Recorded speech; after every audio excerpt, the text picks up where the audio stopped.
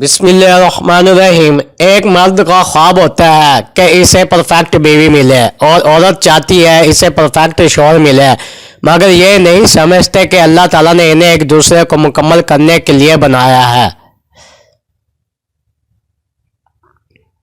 یہ سچ ہے کہ عورت میں درد سہنے کی عادت ہے، مگر اس کا مطلب یہ نہیں کہ وہ درد دیے جانے کے مستحق ہے۔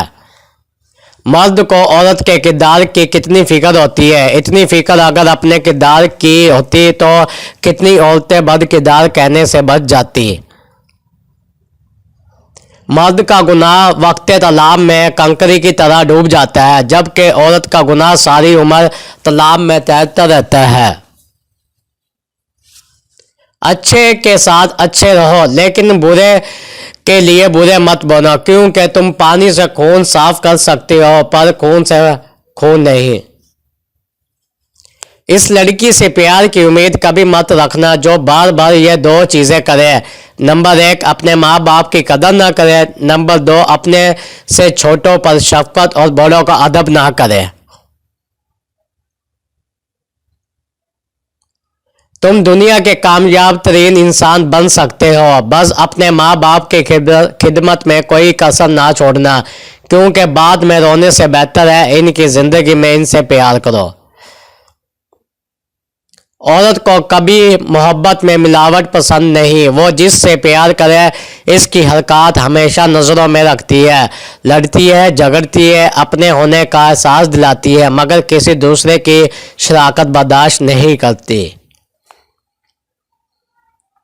بیوی کبھی بھی اپنے خاوند کی نہیں سنتی، لیکن جب وہ سو رہا ہوتا ہے وہ سنتی بھی ہے اور محسوس بھی کرتی ہے۔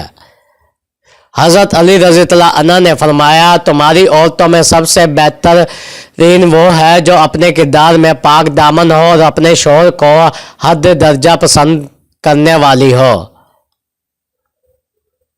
حضرت علی رضی اللہ عنہ کی خدمت میں ایک عورت آ کر پوچھنے لگی، اے علی، وہ کون سی عورت ہے جو گھر کو برباد کر دیتی ہے، اللہ کی رحمت، برکت اور سکون کو گھر سے ختم کر دیتی ہے؟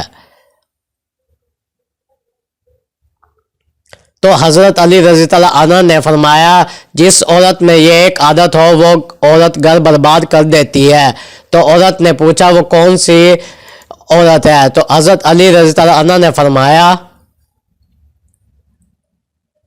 جو عورت کھانا پکاتے وقت اللہ تعالیٰ کا نام لیے بغیر کھانا پکائے ہر وقت دل و دماغ میں حسد، نفرت اور دوسروں کے لیے بغض رکھتی ہو، یہی وہ عورت ہے جو اپنے ہی ہاتھوں سے اپنے گھر کو تباہ کر دیتی ہے۔